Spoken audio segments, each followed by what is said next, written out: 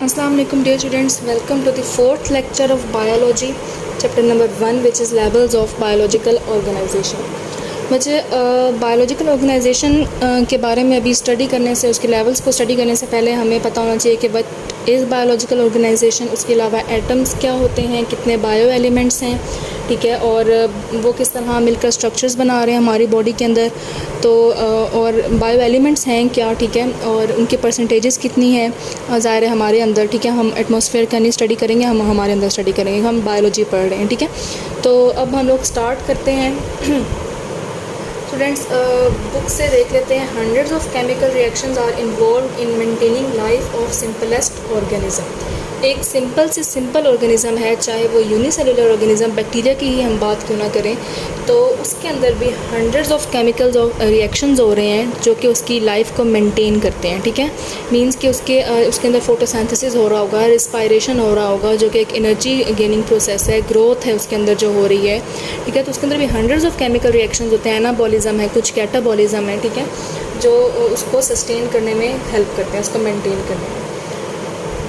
और स्टूडेंट्स याद रखना है कि 92 नेचुरली अकरिंग केमिकल्स थे पहले एलिमेंट्स, ठीक है। According to your book 92 naturally occurring में से जो उनमें से सिर्फ 16 जो हैं वो क्या हैं, बायो एलिमेंट्स हैं, ठीक है। एक सिंपलेस्ट ऑर्गेनिज्म से लेकर एक कॉम्प्लेक्स ऑर्गेनिज्म तक, ठीक है, क्योंकि बायोलॉजी है, हम इसमें बैक्टीरिया से लेकर ह्यूमन बीइंग तक, bacteria is simplest simple unicellular micro organism से लेकर multi cellular human being which is the most complex animal, ठीक है, एनिमेलिया किंगडम से ताल्लुक़ रखते हैं बेशक। तो हम लोग जो है वो देखेंगे सारा के इन 92 अकरिंग एलिमेंट्स में से जो 16 हैं, उन 16 को हम क्या कहते हैं, bio elements, because these are the elements which are life forming elements, means कि they are the components of life. Students in 16 bio elements में से, ठीक है, ये जो हमारे बॉडी का 100% मास बना रहे हैं, इनमें से भी जो 99% हैं वो सिर्फ 6 हैं, ठीक है, जो 99% बना रहे हैं, और जो बाकी जो है वो 1% जो बना रहे हैं वो हमारे पास 10 एलिमेंट्स हैं। अब उनका हम लोग एक ब्रीफ ओवरव्यू ले लेते हैं। स्टूडेंट्स मैंने आपको क्या बताया कि 16 बायो एलिमेंट्स हैं, उसमें से जो 6 हैं वो 99% हमारे बॉडी में होते हैं, और जो बाकी 10 हैं वो 1% एग्जिस्ट करते हैं। अब वो 6 कौन कौन से हैं वो आप लोग जो है वो मैं आपको एलिमेंट्स लिख देती हूँ। Oxygen, carbon, hydrogen, nitrogen, calcium and phosphorus. Friends इनके जो है वो डिटेल में जाने से पहले मैं आप लोगों को बता देती हूँ कि ऑक्सीजन, कार्बन, हाइड्रोजन, ये 3 हमारे अंदर माइक्रोमोलिक्यूल्स और मेजर मैक्रोमोलिक्यूल्स बना रहे हैं, ठीक है। जिस तरह इनसे मिलकर क्या आगे बनता है, कार्बोहाइड्रेट्स इनसे मिलकर बनते हैं, प्रोटीन्स इनसे मिलकर बनते हैं, लिपिड्स इनसे मिलकर बनते हैं, डीएनए हमारा इससे मिलकर बनता है, डीएनए होता है, ये सारे जो है वो हमारे पास इन तीनों से मिलकर मेजर बनता है। उसके अलावा नाइट्रोजन जो है वो कहाँ पाया जाता है स्टूडेंट्स, नाइट्रोजन हमारे नाइट्रोजनस बेसिस में होता है, आप लोगों ने सुना होगा एडिनिन, थायामीन, गुवानिन, साइटोसिन, ठीक है, ये नाइट्रोजनस बेसिस हैं जो कि डीएनए में अटैच्ड होती हैं। उसके अलावा कैल्शियम कहाँ पाया जाता है, कैल्शियम आप लोगों को पता है कि आप लोगों के बोन्स में होता है, टीथ जिस तरह एक बोन है, ठीक है, टीथ बोन है, याद रखना। उसके अलावा फॉस्फोरस कहाँ होता है, फॉस्फोरस भी आप लोगों के डीएनए में पाया जाता है, ठीक है, फॉस्फोरस ग्रुप वहाँ पर पाया जाता है, फॉस्फेट। सेकंड चैप्टर में हम इंशाल्लाह इसके बारे में पढ़ेंगे। अब स्टूडेंट्स इनकी परसेंटेजेस देख लेते हैं कि ये कितने परसेंट होता है। स्टूडेंट्स हमारी बॉडी में सबसे ज़्यादा जो है वो ऑक्सीजन है विच इज़ 65%, देन उससे कम हमारे पास जो है वो कार्बन है विच इज़ 18%, देन 10% हमारे पास हाइड्रोजन एग्जिस्ट कर रही है, देन 3 to 1। परसेंटेजेस आप लोगों ने याद रखनी है पेपर पॉइंट ऑफ व्यू से। इसके अलावा हमारे पास जो हैं अदर बायो एलिमेंट्स जो कि 10 हैं, वो आप लोगों ने उनके नाम भी याद रखने हैं और उनकी भी परसेंटेजेस याद रखने हैं। अब वो हैं कौन कौन से, पोटेशियम,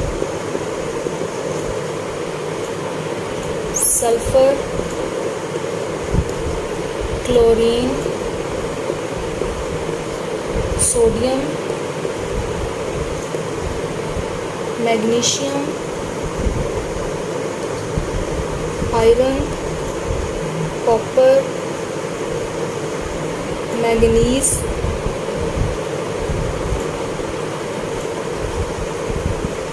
जिंक एंड आयोडीन।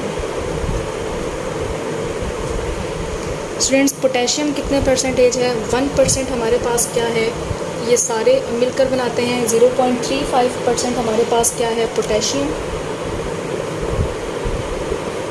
इसके अलावा सल्फ़र हमारे पास है 0.25%, ये आप लोगों ने इसी ऑर्डर में याद रखना है, ठीक है। क्लोरीन हमारे पास है और सोडियम, ये दोनों हमारे पास हैं 0.15% ठीक है। और बाकी सारे क्या हैं, मैग्नीशियम है बस एक 0.05% और बाकी सब क्या है, आयरन हमारे पास है 0.004% और बाकी ट्रेस अमाउंट में, मीन्स के बहुत थोड़े हैं लेकिन बहुत ज़रूरी हैं ये सारे भी, ठीक है।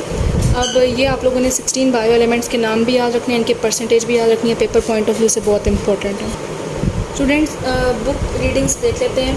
एक फैक्ट है, एक ये हकीकत है कि जो 16 केमिकल ये बायो एलिमेंट्स हैं, ठीक है, जो कि हमारे किसी भी ऑर्गेनिज्म में एग्जिस्ट करते हैं, इनकी प्रॉपर्टीज़ बाकी एलिमेंट्स से डिफरेंट हैं, ठीक है। तभी ये 16 एलिमेंट्स हमारी बॉडी में हैं और हमारी बॉडी के सारे इन्होंने काम जो है वो संभाले हुए हैं, क्योंकि इनकी प्रॉपर्टीज़ बाकियों से क्या है, डिफरेंट है। जिस तरह आप कार्बन को देख लो, कार्बन टेट्रा जो है वो वैलेंट होता है, मीन्स कि 4 कार्बन बना सकते हैं, 4 बॉन्ड बना सकते हैं, इसलिए सबसे जो है वो हमारे अंदर जो स्ट्रक्चर जहाँ होते हैं वहाँ पर कार्बन ज़रूर होता है। उसके अलावा बायोलॉजिकल ऑर्गेनाइजेशन, स्टूडेंट्स जो बायोलॉजिकल ऑर्गेनाइजेशन है वो इतनी सिंपल नहीं है, हम आगे पढ़ेंगे तो आप लोगों को इस चीज़ का आइडिया होगा। इसमें बहुत कम्प्लेक्सिटी होती है, ठीक है, बहुत पेचीदा जो है वो हमारे पास स्ट्रक्चर्स हैं और रिएक्शंस भी बहुत कम्प्लेक्स होते हैं, तभी जो है वो एक ऑर्गेनिज़म जो है वो एग्जिस्ट करता है। नॉन लिविंग थिंग और लिविंग थिंग में एक यही डिफरेंस है कि हमारे अंदर कॉम्प्लेक्स स्ट्रक्चर्स और कॉम्प्लेक्स जो हैं वो प्रोसेसेस हो रहे हैं, और नॉन लिविंग थिंग्स का जो है वो उसमें उनके अंदर इतनी जो है वो वैरायटी या कॉम्प्लेक्सिटी नहीं है। लिविंग थिंग के अंदर बहुत ज़्यादा जो है वो रेगुलेटरी मैकेनिज़म्स होते हैं जो कि जिसकी वजह से वो एग्जिस्ट करते हैं और उसको एनवायरनमेंट के साथ जो है वो इंटरेक्ट करने में बहुत ज़्यादा जो है वो हेल्प करते हैं और उसको सस्टेन करते हैं उसके स्ट्रक्चर और फंक्शनल इंटीग्रिटी की हेल्प से। इतनी कॉम्प्लेक्सिटी है कि इस कॉम्प्लेक्सिटी को आसानी से समझने के लिए हमने क्या बना लिए हैं, लेवल्स ऑफ ऑर्गेनाइजेशन, ठीक है। अब हम अपना टॉपिक स्टार्ट करते हैं which is levels of organisation. इसके बारे में मैं आप लोगों को एक डिटेल समझाती हूँ किस तरह लेवल्स ऑफ ऑर्गेनाइजेशन हमने बनाए हैं। स्टूडेंट्स, ऑर्गेनाइजेशन का मतलब है कि एक चीज़ किस तरह जो है वो एग्जिस्ट कर रही है। अगर फ़र्ज़ करो हमने ये देखना है कि ये पूरी अर्थ है, ठीक है, ये कैसे वजूद में आई है, तो हमें सबसे पहले इसके एक छोटे पार्टिकल को देखना पड़ेगा कि सबसे पहले क्या चीज़ होती है, ठीक है। तो हम लोग देखेंगे कि सबसे पहले क्या चीज़ आई, उसके बाद वो चीज़ें उन चीज़ों ने मिलकर फिर क्या बनाया, ठीक है, फिर उन चीज़ों ने मिलकर जो है वो क्या बनाया, ठीक है। जैसे पहले ये था, ये 4 मिले तो ये बना, फिर ये 4 मिले तो फिर ये एक पूरा ये स्ट्रक्चर बना, ठीक है। फिर अब इस तरह के जो है वो 4 मिलेंगे तो फिर एक ये पूरा स्ट्रक्चर बनेगा। तो इस तरीके से फिर हम लोग जो है ये सारे ऑर्गेनाइजेशन के लेवल्स देख लेंगे। स्टूडेंट्स, सबसे पहला जो लेवल ऑफ ऑर्गेनाइजेशन है वो है sub atomic particles.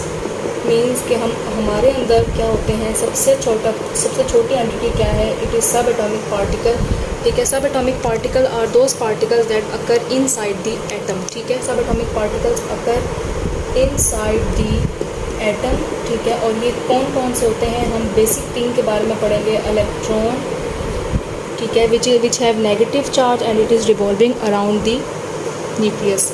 Then proton, it has positive charge and it is present in the nucleus, and neutron, it has no charge and it is also present inside the nucleus, ठीक है। तो ये हमारे पास क्या हो गया, सब एटॉमिक पार्टिकल्स। अब स्टूडेंट्स याद रखना है कि ये तीनों सब एटॉमिक पार्टिकल्स, उसके अलावा और भी बहुत हैं बट हमारा वो अभी स्टडी का टॉपिक नहीं है। तो ये जब पार्टिकल सब एटॉमिक पार्टिकल्स जितने भी हैं जब वो सारे मिलते हैं तो they form the next level, means कि उससे बड़ा लेवल आ जाता है which is atomic level. Means के सब एटॉमिक पार्टिकल्स मिलकर क्या बनाते हैं, एटम बनाते हैं। तो एटम हमारे पास जो है वो सिंपल यूनिट है ऑर्गेनाइजेशन की सबसे, ठीक है। तो सारा जितने भी लिविंग और नॉन लिविंग थिंग्स हैं they are made up of atoms, ठीक है। और एटम्स बेशक फिर आगे से सब एटॉमिक पार्टिकल से मिलकर बने हुए होते हैं। अब स्टूडेंट्स हमारे पास जो है वो ये हमारे पास सब एटॉमिक पार्टिकल, देन कौन सा लेवल आया सब एटॉमिक लेवल, देन कौन सा लेवल आया एटॉमिक लेवल। ठीक है, अब बाकी लेवल्स जो हैं वो इंशाल्लाह हम अपने नेक्स्ट लेक्चर में पढ़ेंगे। अल्लाह हाफ़िज़।